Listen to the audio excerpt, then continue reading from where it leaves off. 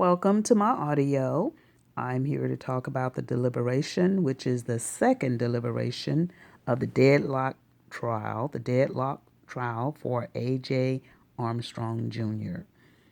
The case has been going on for quite some time, and it has been something else.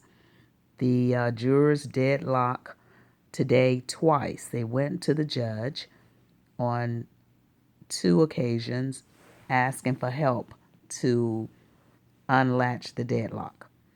Well, actually, the judge really can't help them too much other than encourage them to go ahead and do their job and go by the strict evidence that was presented in the court. That's all the judge can do. And then I guess if they don't come up with something, then it will be a mistrial, and no judge wants to go through that again. The reason why, because they're going to have to get a whole new panel of jurors, and those jurors are going to have to come up with a decision just like these jurors have to come up with a decision. So actually, it's very, very difficult for them. Reason being, A.J. Armstrong Jr. is only 19 years old. All of the evidence that was presented to them with the gun, when he said, "I didn't touch the gun," the bullet hole was in the floor from the gun, bullet hole in the pillow, like a trial shot. And then, of course, the parents were killed with the pillow. So that's direct evidence right there. The T-shirt that had lead from those same bullets from his parents' gun.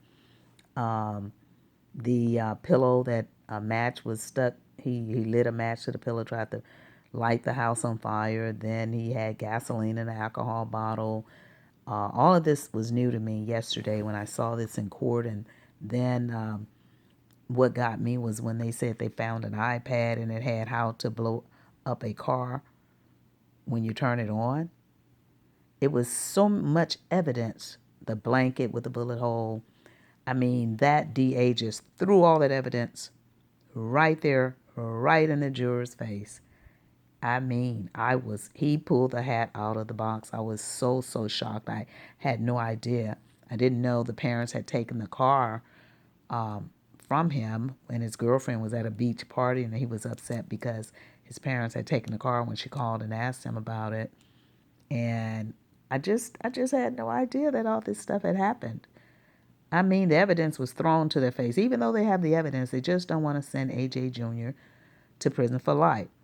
So I guess what they're doing is trying to find a way to get him a lesser sentence, which means they probably are confused about someone else possibly helping him commit these crimes.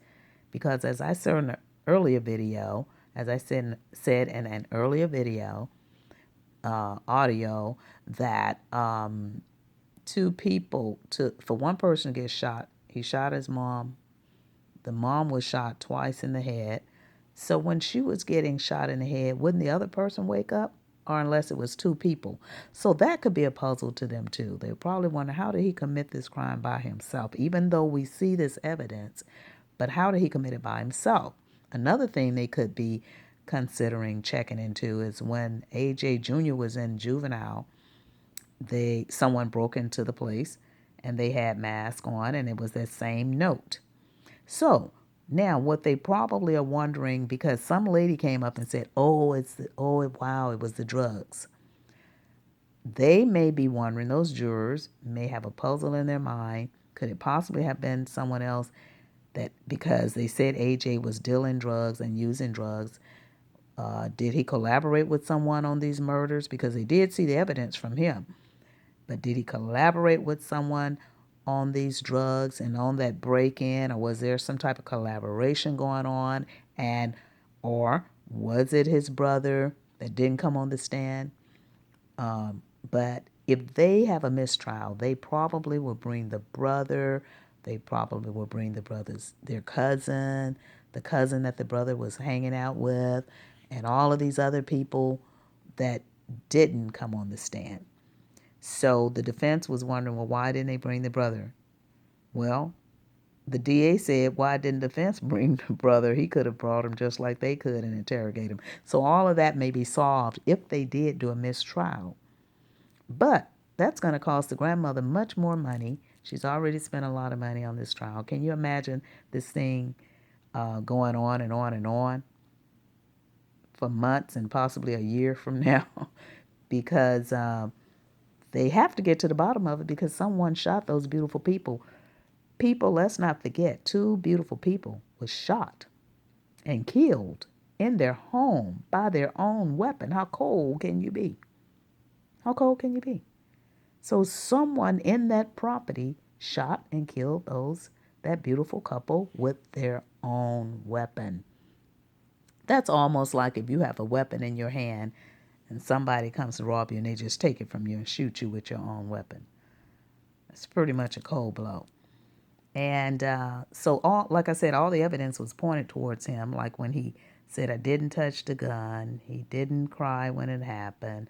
The alarm system was working because the cops came in the front and they said they let some other cops come in the back, and it showed the motion that was the only time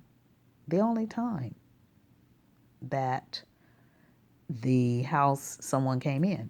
So now someone else came in that the defense brought in saying, well, that alarm system didn't work. So now they may be thinking that it was someone or AJ let them in. So they may try to give him a lesser sentence. They don't want to send a 19-year-old up for life. And if they give him a sentence that he can pay for his crime, if he did it, that would be sufficient as long as whoever did it get a sting and pay for what they did. No one walks away from a double murder and think they're going to get away anyway.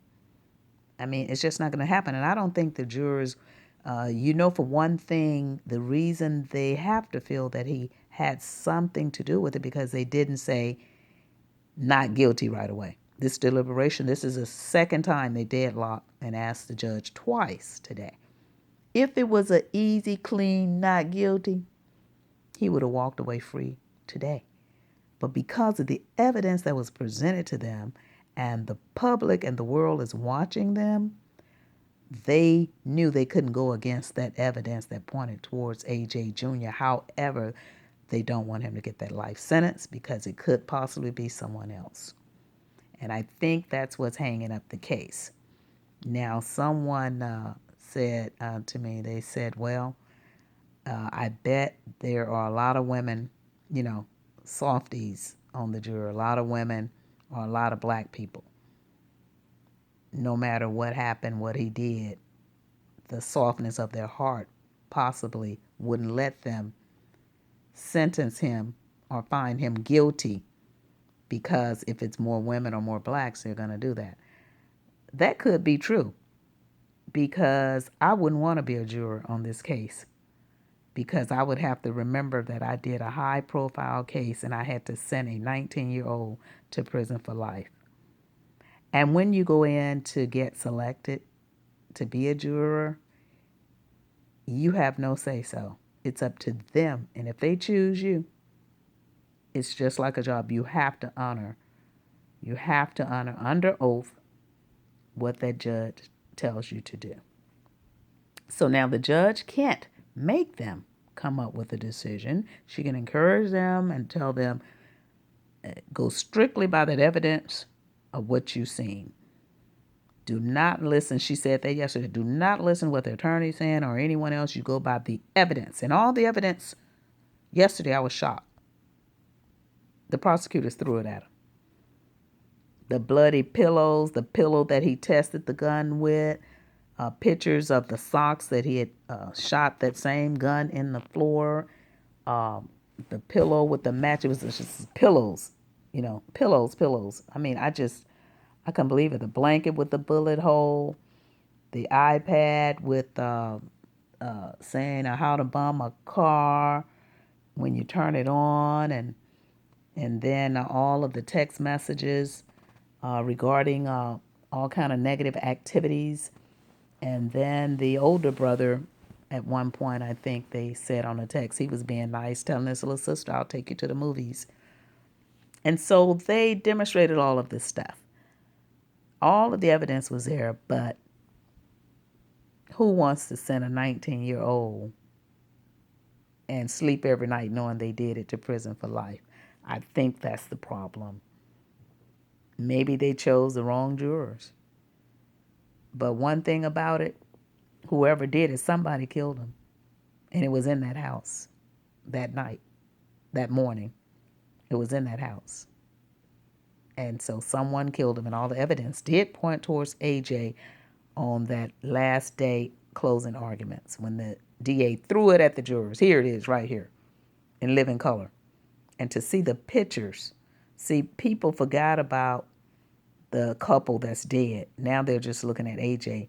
They're not thinking about what happened to that couple in their home with their own weapon. They forget. People forget. Because they're gone now.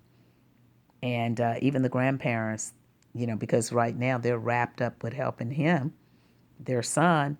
And regardless, no matter what, the love of a parent, a mother, a father, a grandmother, a grandfather, even if they did lose their kids, they still love their grandson and they don't want to lose him.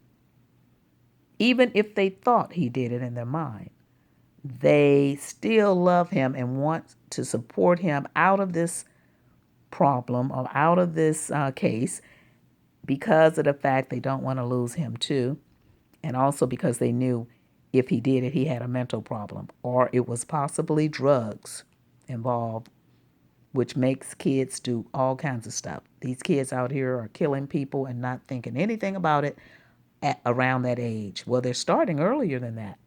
He was 16. These kids now, and they have no remorse for a life. The way kids are going around doing all this stuff.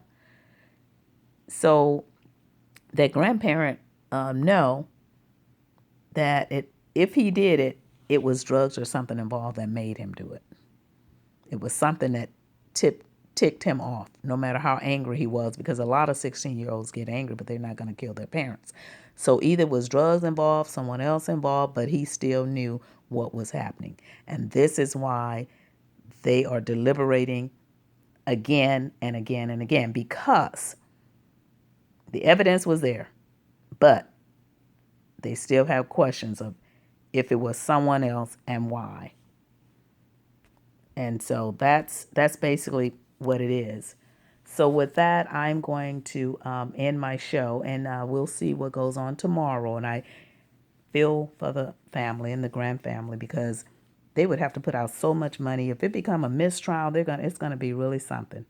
A drawn out process, more money, more this and more that.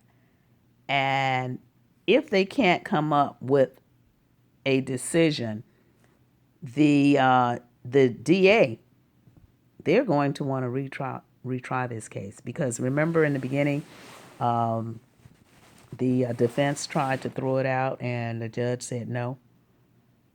So they know that it's something to it because of all the evidence that was leading towards AJ Jr. So they want to find out and get to the bottom of it. So all of this stuff is on the news. I'm just going by what I've been seeing. And so this is the second deliberation, the second deadlock. The second deadlock today in one day. They gave the judge 2 notes asking to please help us get out of this deadlock. So right now, they think he's guilty. Otherwise, it's easier to say not guilty if they feel, oh, he didn't do it. We're going to easy, not guilty. But because of this still deliberation going on and this deadlock twice and all of this, they know that he has a part in it, whether he did it or not. He had a part in it, but they just don't want to send him up the road for life. And that's just the bottom line. Because they would have said not guilty and this stuff still, it would have been ended. Not guilty. AJ Jr. would have went home today, free as a bird, not guilty, clean cut. But with all the evidence presented and the world is watching, That would be on them, that they did not do the right thing. So they rather not do anything. Like they say, if you can't do it right, don't do it at all. And that's exactly what's going on right now. So, with that, I'm going to end my audio, and I thank you so much for listening. Please click subscribe and like, and I would appreciate it. And we'll give you more tomorrow of the A.J. Armstrong Jr.'s case. And the reason I'm keeping up with this case is because it's a serious matter. And I've seen that couple around, beautiful couple.